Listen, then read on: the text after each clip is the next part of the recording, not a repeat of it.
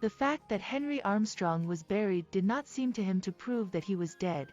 He had always been a hard man to convince. That he really was buried, the testimony of his senses compelled him to admit.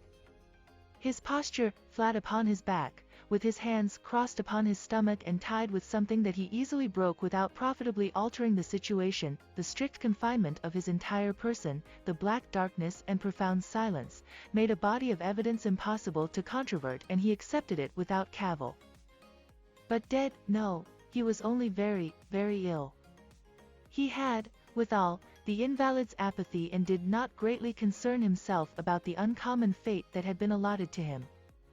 No philosopher was he, just a plain, commonplace person gifted, for the time being, with a pathological indifference. The organ that he feared consequences with was torpid.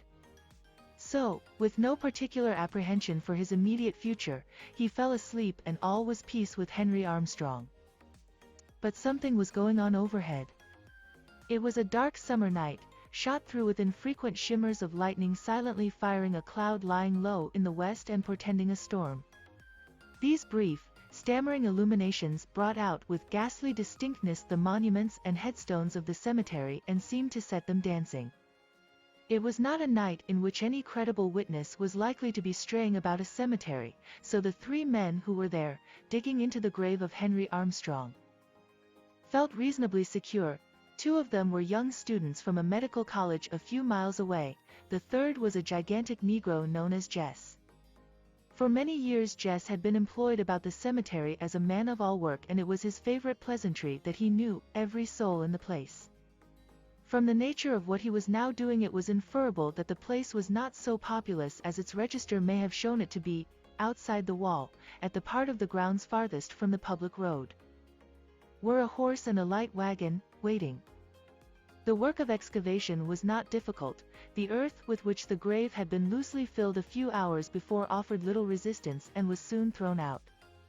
Removal of the casket from its box was less easy, but it was taken out, for it was a perquisite of Jess, who carefully unscrewed the cover and laid it aside, exposing the body in black trousers and white shirt.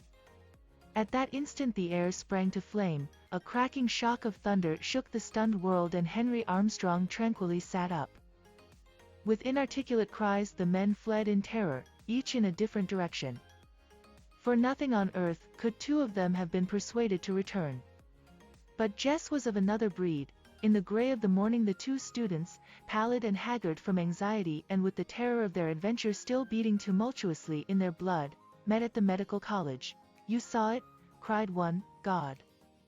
"Yes, what are we to do?" They went around to the rear of the building, where they saw a horse attached to a light wagon, hitched to a gatepost near the door of the dissecting room. Mechanically they entered the room. On a bench in the obscurity sat the Negro Jess. He rose, grinning, all eyes and teeth. "I'm waiting for my pay," he said. Stretched naked on a long table lay the body of Henry Armstrong, the head defiled with blood and clay from a blow with a spade.